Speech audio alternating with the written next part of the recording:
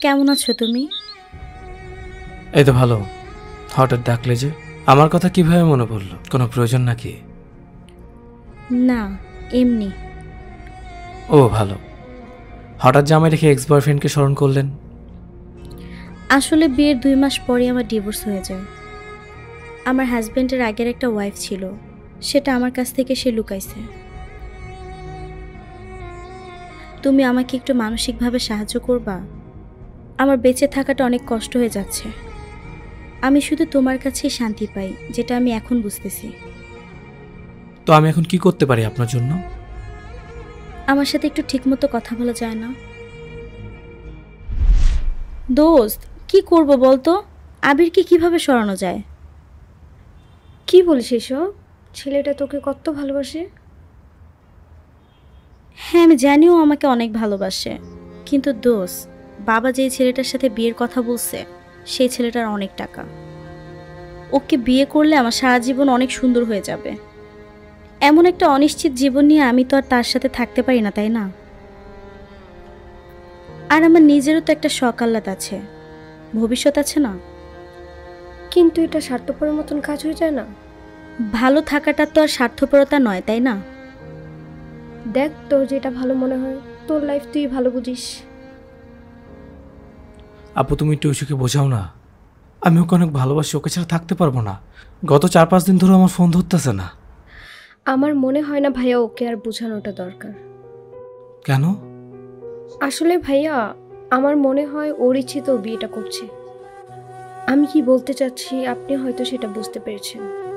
এর থেকে আমি বেশি কিছু বলতে পারবো না।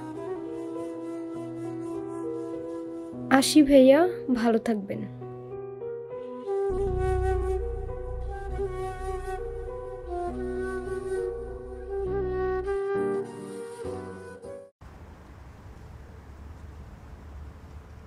ঐশী তুমি একটু তোমার ফ্যামিলিকে বোঝাও। আমি তোমাকে অনেক ভালোবাসি। আমি তোমাকে ছাড়া থাকতে পারবো না। আমি আমার ফ্যামিলিকে বোঝানোর অনেক চেষ্টা করেছি, তারা কিছুই বুঝতে চাচ্ছে না। আমি কি করব বলো?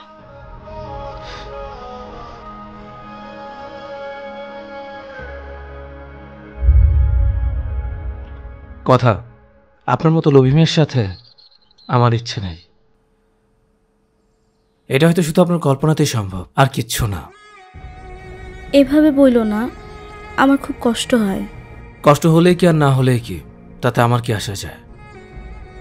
আজ থেকে 8 মাস আগে আপনি আমাকে বলেছিলেন আমাকে ছাড়া আপনি অন্য কাউকে বিয়ে করতে পারবেন না।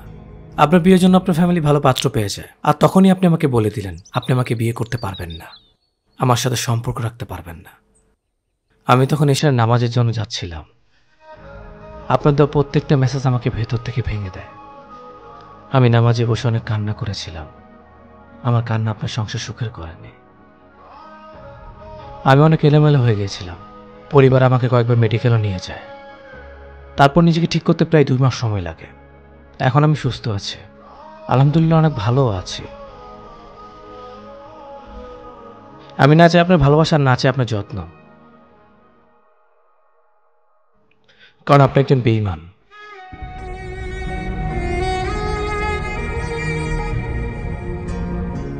এখন আমি জীবন গুছাতে ব্যস্ত, ফ্রি সময় বন্ধুদের সাথে আড্ডা দিই, ব্যাস এটাই জীবন। শোনেন, আপনি বেঁচে থাকলে আমার কিছু আসা যায় না, আর মরে গেলে আমার কিছু আসা যায় না।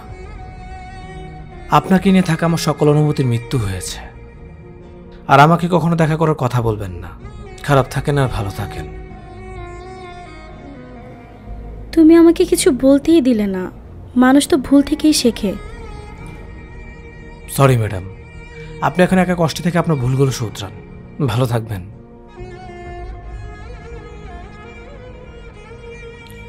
একজন স্বার্থপর বেঈমান মানুষকে কখনো সুযোগ দেওয়ার প্রয়োজন নেই। যে আপনার সাথে একবার বেঈমানি করতে পেরেছে, সে পরের বারও আপনার সাথে বেঈমানি করতে পারবে। যার রক্তে শিরা শিরা রয়ে যায় বেঈমানি, সে প্রতিবারই বেঈমানি করবে। তাকে ক্ষমা করে দিয়ে যদি ভাবেন আপনি মহৎ কাজ করেছেন, তাহলে আপনি একজন বোকা মানুষ। প্রয়োজনে মানুষের ফেক ভালোবাসার। মানুষ থাকবে বলে কখনো পাশে থাকে না, তাই একা চলাটাই সবচেয়ে বেশি শ্রেয়। না চাই কারো বন্ধুত্ব, না চাই কারো ভালোবাসা, কারণ বেঈমান দেখতে অনেকটা মানুষের মতোই।